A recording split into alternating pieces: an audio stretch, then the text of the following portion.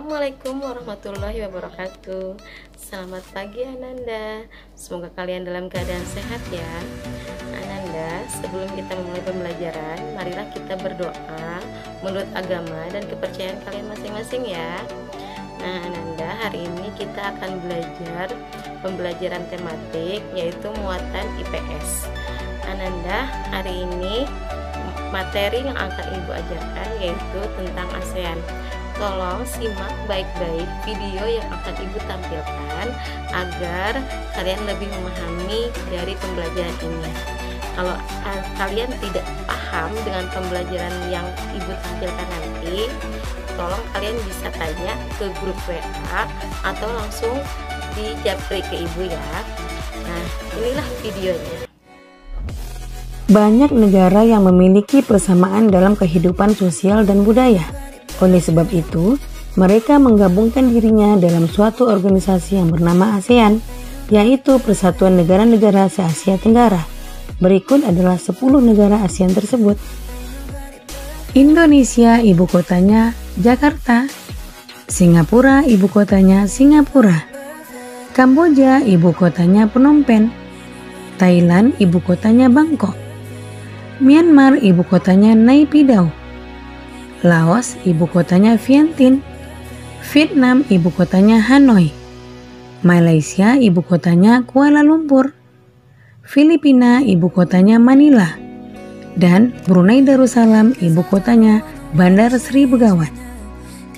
5 negara yang menjadi anggota pertama ASEAN di tahun 1967 adalah Indonesia, Adam Malik, Malaysia, Tun Abdul Razak, Thailand, Tanat Koman, Singapura, S. Rajaratnam, dan Filipina, Narciso Ramos. Mereka adalah utusan dari kelima negara, sekaligus merupakan tokoh-tokoh pendiri ASEAN. Berikut adalah kehidupan sosial budaya masyarakat ASEAN. Yang pertama adalah negara Brunei Darussalam. Kampung Ayer adalah desa terapung di Brunei Darussalam. Tahun 1400, Kampung Ayer sempat menjadi pusat pemerintahan. Saat ini, banyak penduduknya yang memiliki perahu pribadi dan disimpan di bawah rumah apung mereka.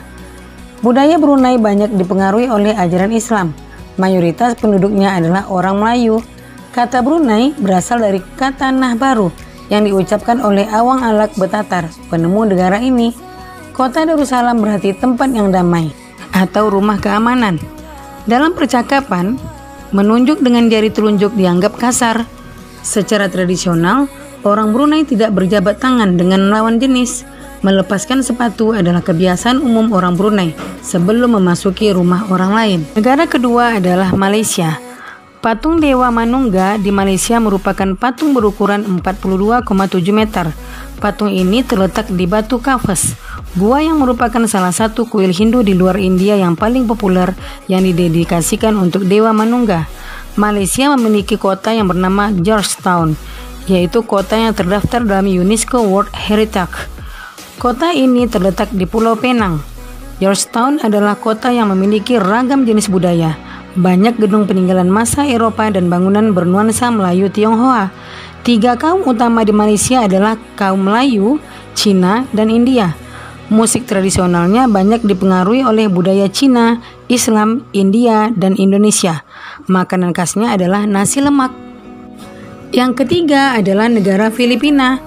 Budaya Filipina merupakan hasil perpaduan antara budaya Barat dan Timur. Kehidupan budayanya dipengaruhi oleh budaya Melayu, Cina, dan Spanyol. Bahasa Filipina adalah bahasa nasional, dengan bahasa Inggris sebagai bahasa pengantar untuk urusan perdagangan atau pergaulan. Ada 8 dialek utama yang digunakan masyarakat Filipina. Po dan Opo adalah sebutan orang Filipina terhadap orang yang lebih tua. Mereka memanggilnya dengan menggunakan kata-kata seperti kuya, ate, monang, atau manang, yang menunjukkan rasa penghormatan. Yang keempat adalah Kamboja. Banyak candi di Kamboja terbuat dari batu. Dewa-dewa dari agama Hindu dan Buddha terukir pada tembok. Tari Apsara lahir pada 2000 tahun yang lalu. Relief tarian banyak ditemukan di bangunan-bangunan keagamaan di Kamboja. Orang Khmer mengenakan syal kotak-kotak yang disebut krama. Yang keempat adalah negara Myanmar. Myanmar disebut sebagai negara 1000 pagoda. Hal ini disebabkan karena sangat mudah menemukan kuil-kuil suci Buddha. Mayoritas penduduk Myanmar adalah keturunan Tibet. Bahasa yang digunakan adalah bahasa Burma. Pakaian tradisional Myanmar yang disebut dengan longyi mirip sarung Indonesia. Namun, kain ini membelit bagian tubuh mereka mulai dari perut hingga betis. Longyi yang berbahan kain katun bukan saja dikenakan pria dewasa, namun juga anak-anak dan wanita. Yang keenam adalah negara Vietnam. Permainan menangkap jangkrik dengan mata tertutup adalah permainan tradisional anak Vietnam. Anak yang berada di tengah lingkaran matanya ditutup kain, menangkap salah satu teman dan menebak namanya. Yang ketujuh adalah negara Laos. Nama Laos berhubungan dengan penemunya, yaitu Ai Lau. Orang Laos terkenal kesabaran dan kesederhanaannya. Hal ini terkait dengan ajaran agama Buddha yang banyak dianut masyarakatnya. Olahraga tradisional di Laos adalah katau, seperti olahraga bola voli, namun menggunakan kaki untuk menangkap dan memukul bola. Bola terbuat dari anyaman bambu. Selanjutnya, negara Singapura. Singapura memiliki lambang negara yaitu Merlion. Merlion adalah patung berkepala singa dan berbadan ikan. Menurut mitos, Singapura dahulunya adalah kampung ikan.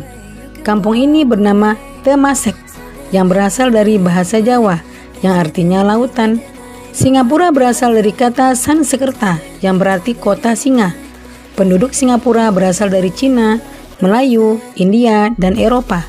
Kaum Baba adalah sebutan bagi keturunan Cina Melayu.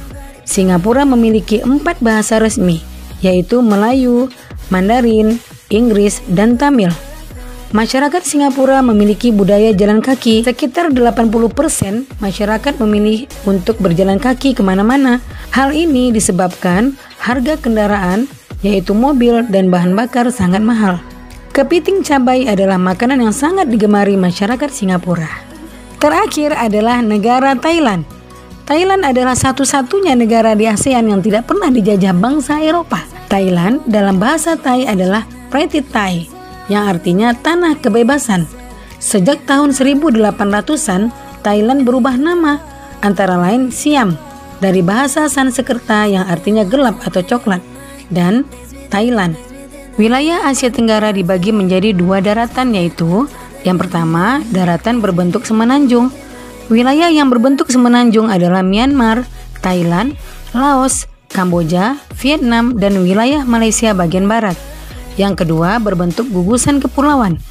Wilayah yang berbentuk gugusan kepulauan adalah Filipina, Indonesia, wilayah Malaysia bagian timur, Singapura, dan Brunei Darussalam. Nah, bagaimana dengan video yang tadi? Apakah kalian sudah mengerti?